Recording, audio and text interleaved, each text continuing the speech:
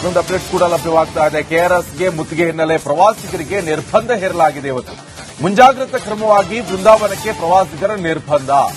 ಬೆಳಿಗ್ಗೆ 6 ಗಂಟೆಯಿಂದ ಸಂಜೆ 6 ಗಂಟೆ ತನಕ ನಿರ್ಬಂಧ ಹೇರಲಾಗಿದೆ. ಕೆಆರ್ಎಸ್ನಲ್ಲಿರುವಂತಹ ಐತಿಹಾಸಿಕ ಬೃಂದಾವನ ಇದು. ಶ್ರೀರಂಗಪಟ್ಟಣ ತಹಶೀಲ್ದಾರ್ ಚೇತನ ಯಾದವ್ ಆದೇಶವನ್ನ ಹೊರಡಿಸಿದ್ದಾರೆ. ಪ್ರವಾಸಿಗರಿಗೆ ತೊಂದರೆ ಆಗದಂತೆ ನಿರ್ಬಂಧವನ್ನ ಹೇರಿ ಈ ಆದೇಶವನ್ನ ಹೊರಡಿಸಲಾಗಿರುವಂತದ್ದು. ಯಾಕಂತ ಹೇಳಿದ್ರೆ ಮಂಡ್ಯದಲ್ಲಿ ಕೆಆರ್ಎಸ್ ಡ್ಯಾಮ್ ಅನ್ನ ನೋಡುವಂತ ನಿಟ್ಟಿನಲ್ಲಿ ಮೈಸೂರು, ಮಂಡ್ಯ ಭಾಗ ಇರಬಹುದು, ಕರ್ನಾಟಕದ ನಾನಾ ಭಾಗದಿಂದ ಜನರು ಕೂಡ ಹೋಗ್ತಾರೆ ಪ್ರವಾಸಿಗರು. ಸದ್ಯ ಈ ಹೋರಾಟ ತೀವ್ರಗೊಳ್ತಾ ಇದೆ. ಬಿಜೆಪಿ ಬೇರೆ ಕೆಆರ್ಎಸ್ ಡ್ಯಾಮ್ಗೆ ಮುತ್ತಿಗೆ ಹಾಕ್ತೀವಿ ಅಂತ ಈಗಾಗಲೇ ಹೇಳ್ಬಿಟ್ಟಿದೆ. ಸಿದ್ಧತೆಗಳನ್ನು ಕೂಡ ಮಾಡಿಕೊಳ್ಳಲಾಗ್ತಾ ಇದೆ. ಇಂಥ ಸಂದರ್ಭದಲ್ಲಿ ಯಾವುದೇ ಸಮಸ್ಯೆ ಆಗಬಾರದು ಎನ್ನುವಂತ ನಿಟ್ಟಿನಲ್ಲಿ ಈಗ ಪ್ರವಾಸಿಗರಿಗೆ ನಿರ್ಬಂಧ ಹೇರಲಾಗಿದೆ. ಈ ಬಗ್ಗೆ ನನ್ನ ಕಲೀಗ ಆನಂದ್ ಮಂಡ್ಯದಿಂದಲೇ ನೇರ ಸಂಪರ್ಕದಲ್ಲಿ ಜಾಯ್ನ್ ಆಗ್ತಾ ಇದ್ದಾರೆ. ಸದ್ಯ ಏನೇನ್ ಆಗ್ತಾ ಇದೆ ಆನಂದ್? ಒಂದ್ ಕಡೆ 11 ಗಂಟೆಗೆ ಮುತ್ತಿಗೆ ಹಾಕ್ತಾರೆ ಅಂತ ಬಿಜೆಪಿಯವರು ಹೇಳ್ತಾ ಇರುವಂತದ್ದು, ಯಾವ ರೀತಿ ಸಿದ್ಧತೆಗಳನ್ನ ಮಾಡ್ಕೊಂಡಿದ್ದಾರೆ, ಪೊಲೀಸ್ ವ್ಯವಸ್ಥೆ ಯಾವ ರೀತಿ ಆಗಿದೆ? ಸದ್ಯ ಈಗ ತಹಶೀಲ್ದಾರ್ ಕೂಡ ಪ್ರವಾಸಿಗರಿಗೆ ನಿರ್ಬಂಧ ಹೇರಲಾಗಿದೆ ಅಂತ ಗೊತ್ತಾಗ್ತಾ ಇದೆ. ಏನೇನ್ ಆಗ್ತಾ ಇದೆ ಅಂತ ಬೆಳವಣಿಗೆ?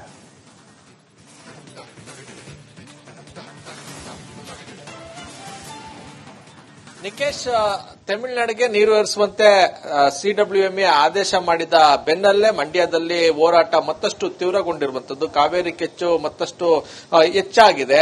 ಇವತ್ತು ರೈತರ ಸಂಘಟನೆಗಳೊಂದಿಗೆ ವಿವಿಧ ಸಂಘಟನೆಗಳು ಜೊತೆಗೆ ವಿಪಕ್ಷಗಳು ಕೂಡ ಪ್ರತಿಭಟನೆ ಮಾಡೋದ್ರಿಂದ ಒಂದಷ್ಟು ಪ್ರತಿಭಟನೆ ಹೋರಾಟದ ಕಿಚ್ಚು ಇನ್ನೊಂದಷ್ಟು ಹೆಚ್ಚಾಗುವಂತ ನಿರೀಕ್ಷೆ ಇರುವಂತದ್ದು. ಅದರಲ್ಲೂ ಕೂಡ ಕೆಆರ್ಎಸ್ನಲ್ಲಿ ಬಿಜೆಪಿಯ ನಾಯಕರುಗಳೊಂದಿಗೆ ಕಾರ್ಯಕರ್ತರೆಲ್ಲ ಸೇರಿ ಮುತ್ತಿಗೆಯನ್ನು ಹಾಕ್ತಾರೆ. ಇದು ಒಂದಷ್ಟು ಹೋರಾಟಕ್ಕೆ ಇನ್ನೊಂದಷ್ಟು ಹೆಚ್ಚು ಮಾಡೋದಕ್ಕೆ ಕಾರಣ ಅಂತಾನೆ ಹೇಳ್ಬೋದು. ಯಾಕೆಂದ್ರೆ ಆರ್ ಅಶೋಕ್ ಹಾಗೂ ವಿಜೇಂದ್ರ ಅವರ ನೇತೃತ್ವದಲ್ಲಿ ಕೆಆರ್ಎಸ್ ಮುತ್ತಿಗೆಗೆ ಈಗಾಗಲೇ ನಿರ್ಧಾರ ಮಾಡ್ಕೊಂಡಿರುವಂತದ್ದು. ಬೆಳಿಗ್ಗೆ 11 ಗಂಟೆಗೆ ಸಾವಿರಾರು ಕಾರ್ಯಕರ್ತರೊಂದಿಗೆ ಬಿಜೆಪಿ ನಾಯಕರುಗಳು ಕೆಆರ್ಎಸ್ಗೆ ಮುತ್ತಿಗೆ ಹಾಕ್ತಾರೆ. ಹಾಗಾಗಿ ಒಂದಷ್ಟು ಪೊಲೀಸ್ ಇಲಾಖೆ ಕೂಡ ಸಾಕಷ್ಟು ಅಲರ್ಟ್ ಅನ್ನ ಮಾಡ್ಕೊಂಡಿರುವಂತದ್ದು.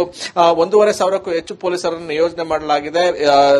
ಎಸ್ಪಿ ಶೋಭಾರಾಣಿ ನೇತೃತ್ವದಲ್ಲಿ ಸುಮಾರು 1,500 ಪೊಲೀಸ್ ಸಿಬ್ಬಂದಿಗಳನ್ನ ನಿಯೋಜನೆ ಮಾಡಿರುವಂತದ್ದು. ಮತ್ತೊಂದೆಡೆ ಮಂಡ್ಯದಲ್ಲೂ ಕೂಡ ಪ್ರತಿಭಟನೆ ಮುಂದುವರಿಯುವಂತದ್ದು. ಯಾಕೆಂದ್ರೆ 3 ದಿನಗಳಿಂದಲೂ ಕೂಡ ಮಂಡ್ಯದಲ್ಲಿ ಪ್ರತಿಭಟನೆ ನಡೀತಲೇ ಇದೆ. ಇವತ್ತು ಕೂಡ ವಿವಿಧ ಸಂಘಟನೆಗಳೊಂದಿಗೆ ಸೇರಿ ಇವತ್ತು ಪ್ರತಿಭಟನೆಯನ್ನ ಮುಂದುವರಿಸ್ತಾರೆ. ಅದಕ್ಕಾಗಿ ಪೊಲೀಸ್ ಇಲಾಖೆ ಸಾಕಷ್ಟು ಸಿದ್ಧತೆಯನ್ನು ಮಾಡ್ಕೊಂಡಿದೆ. ಕೆಆರ್ಎಸ್ ಸೇರಿದಂತೆ ಎಲ್ಲೆಲ್ಲಿ ಪ್ರತಿಭಟನೆ ಮಾಡ್ತಾರೆ, ಜೊತೆಗೆ ಎಲ್ಲೆಲ್ಲಿ ಸೂಕ್ಷ್ಮ ಪ್ರದೇಶಗಳಿದೆ ಅಲ್ಲೆಲ್ಲ ಪೊಲೀಸರನ್ನ ನಿಯೋಜನೆ ಮಾಡುವ ಮೂಲಕ ಪೊಲೀಸ್ ಇಲಾಖೆ ಯಾವುದೇ ರೀತಿಯ ಅಲರ್ಟ್ ಅಂದ್ರೆ ಯಾವುದೇ ರೀತಿಯ ಅಹಿತಕರ ಘಟನೆ ನಡೆದಂತೆ ಒಂದಷ್ಟು ಅಲರ್ಟ್ ಆಗಿರುವಂತದ್ದು. ಮತ್ತೊಂದೆಡೆ ಕೆಆರ್ಎಸ್ಗೆ ಪ್ರತಿನಿತ್ಯ ಸಾವಿರಾರು ಸಂಖ್ಯೆಯಲ್ಲಿ ಪ್ರವಾಸಿಗರು ಬರ್ತಿದ್ರು. ಪ್ರತಿಭಟನೆಯಿಂದಾಗಿ ಪ್ರವಾಸಿಗರಿಗೆ ಯಾವುದೇ ರೀತಿಯ ಸಮಸ್ಯೆ ಆಗಬಾರದು, ಅದರ ಜೊತೆಗೆ ಹೋರಾಟಗಾರರು ಕೆಆರ್ಎಸ್ ಸಮೀಪ ಅಥವಾ ಕೆಆರ್ಎಸ್ ಡ್ಯಾಂ ಬಳಿ ಹೋಗಬಾರದು ಅನ್ನೋ ನಿಟ್ಟಿನಲ್ಲಿ ಕೆಆರ್ಎಸ್ ಬೃಂದಾವನ ಪ್ರವೇಶಕ್ಕೆ ನಿರ್ಬಂಧ ಹೇರಿರುವಂತದ್ದು. ಕೆಆರ್ಎಸ್ ಸುತ್ತಮುತ್ತ ಪೊಲೀಸ್ ಸರ್ಪಗಾವಲನ್ನು ಹಾಕುವ ಮೂಲಕ ಪ್ರತಿಭಟನೆಯಿಂದಾಗಲಿ ಅಥವಾ ಪ್ರತಿಭಟನೆಯಿಂದ ಸಾರ್ವಜನಿಕರಿಗೆ ಯಾವುದೇ ರೀತಿಯ ಸಮಸ್ಯೆ ಆಗಬಾರದು ಅನ್ನೋ ನಿಟ್ಟಿನಲ್ಲಿ ಪೊಲೀಸ್ ಇಲಾಖೆ ಸಾಕಷ್ಟು ಮುಂಜಾಗ್ರತಾ ಕ್ರಮಗಳನ್ನು ಕೈಗೊಂಡಿದೆ. ನಿಕೇಶ್, ಸದ್ಯ ರೈತರು ಏನ್ ಹೇಳ್ತಾರೆ? ಕರ್ನಾಟಕ ರೈತರು ಅಂತ ತಮಿಳುನಾಡಿಗೆ ಯಾವುದೇ ಕಾರಣಕ್ಕೂ ಕೂಡ ನಾವು ನೀರು ಬಿಡಲ್ಲ, ರಕ್ತ ಬೇಕಾದ್ರೂ ಕೊಡ್ತೀವಿ ಅಂತ ಹೇಳ್ತಾ ಇದ್ರು. ಇದು ಇನ್ ಕೇಸ್ ಏನಾದ್ರೂ ಕಂಟಿನ್ಯೂ ಆಗ್ತಾ ಹೋದಂತ ಸಂದರ್ಭದಲ್ಲಿ ಮುಂದೆ ಯಾವ ರೀತಿಯಾದಂತಹ ಹೋರಾಟ ನಡೆಸಬಹುದು ಎನ್ನುವಂತ ಮುನ್ಸೂಚನೆ ಸಿಗ್ತಾ ಇದೆಯಾ?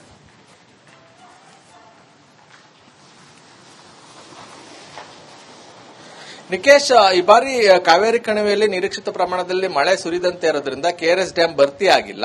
ಜೊತೆಗೆ ಈಗಿರುವಂತ ನೀರನ್ನ ರಾಜ್ಯ ಸರ್ಕಾರ ಕುಡಿಯೋ ನೀರಿಗಾಗಿ ಮಾತ್ರ ಬಳಸಬೇಕು ಅಂತ ಹೇಳಿ ಈಗಾಗಲೇ ಸೂಚನೆ ನೀಡಿರುವಂತದ್ದು. ಅದ್ರ ಜೊತೆಗೆ ಕೃಷಿಗೆ ನೀರು ಕೊಡೋದಿಲ್ಲ, ಯಾವುದೇ ಕಾರಣಕ್ಕೂ ಕೂಡ ಬಿತ್ತನೆ ಮಾಡಬೇಡಿ ಅಂತ ಖಡಕ್ ಆಗಿ ಸೂಚನೆ ನೀಡಿರೋದ್ರಿಂದ ಈಗ ಏನು ರೈತರು ಹೇಳ್ತಾ ಇರುವಂತದ್ದು, ನಮಗೆ ಕೃಷಿಗಿರ್ಲಿ ಕುಡಿಯೋದಕ್ಕೆ ನೀರಿಲ್ಲ. ಇಂತಹ ಸಂದರ್ಭದಲ್ಲಿ ತಮಿಳುನಾಡಿಗೆ ಕೃಷಿಗೆ ನೀರು ಹರಿಸೋದು ಎಷ್ಟು ಸರಿ? ಸಿಡಬ್ಲ್ಯೂಎಂಎ ವೈಜ್ಞಾನಿಕವಾಗಿ ಆದೇಶವನ್ನ ನೀಡಿದೆ. ಮತ್ತೊಂದೆಡೆ ರಾಜ್ಯ ಸರ್ಕಾರ ವಾಸ್ತವ ಸ್ಥಿತಿಯನ್ನ ಅರ್ಥ ಮಾಡೋದ್ರಲ್ಲಿ ವಿಫಲ ಆಗಿದೆ. ಹಾಗಾಗಿ ಯಾವುದೇ ಕಾರಣಕ್ಕೂ ಕೂಡ ತಮಿಳುನಾಡಿಗೆ ನೀರನ್ನ ಬಿಡಬಾರದು. ಸುಪ್ರೀಂ ಕೋರ್ಟ್ಗೆ ಹೋಗಿದ್ರು ಪರವಾಗಿಲ್ಲ, ಅಥವಾ ಸುಗ್ರೀವಾಜ್ಞೆ ತಂದು ಒಂದು ದೃಢ ನಿರ್ಧಾರವನ್ನು ತೆಗೆದುಕೊಳ್ಬೇಕು. ಯಾವುದೇ ಕಾರಣಕ್ಕೂ ಕೂಡ ತಮಿಳುನಾಡಿಗೆ ನೀರನ್ನ ಬಿಡಬಾರದು ಅಂತ ಹೇಳಿ ಆಗ್ರಹಿಸ್ತಾ ಇದ್ದಾರೆ. ಅದೇ ಒಂದು ಅಂದ್ರೆ ಹೋರಾಟದ ಹಾದಿಯನ್ನ ಅದೇ ಒಂದು ಒತ್ತಾಯವನ್ನು ವಿಪಕ್ಷಗಳು ಕೂಡ ಮಾಡ್ತಾ ಇರುವಂತದ್ದು. ಇವತ್ತು ಜೆಡಿಎಸ್ ಭದ್ರಕೋಟೆ ಮಂಡ್ಯದಲ್ಲಿ ಕಮಲ ನಾಯಕರುಗಳು ಬೀದಿಗಿಳಿದಿರುವಂತದ್ದು, ಜೊತೆಗೆ ಹೋರಾಟಕ್ಕೆ ಮುಂದಾಗಿರುವಂತದ್ದು. ಜೆಡಿಎಸ್ ನಾಯಕರುಗಳು ಕೂಡ ಈ ಹೋರಾಟದಲ್ಲಿ ಭಾಗಿಯಾಗಿರುವುದರಿಂದ ಹೋರಾಟ ದೊಡ್ಡ ಸ್ವರೂಪವನ್ನು ಪಡ್ಕೊಳ್ಳುವಂತ ಸಾಧ್ಯತೆಗಳಿರುವಂತದ್ದು. ರೈತರು ಹೇಳ್ತಾ ಇರೋದು ಅಂದ್ರೆ ಯಾವುದೇ ಕಾರಣಕ್ಕೂ ಕೂಡ ನೀವು ತಮಿಳುನಾಡಿಗೆ ನೀರು ಬಿಡಬೇಡಿ, ನೀರೇನಾರ ಬಿಟ್ರೆ ನಮ್ಮ ಹೋರಾಟದ ಸ್ವರೂಪವನ್ನ ಬದಲು ಮಾಡ್ಕೊಳ್ತೀವಿ.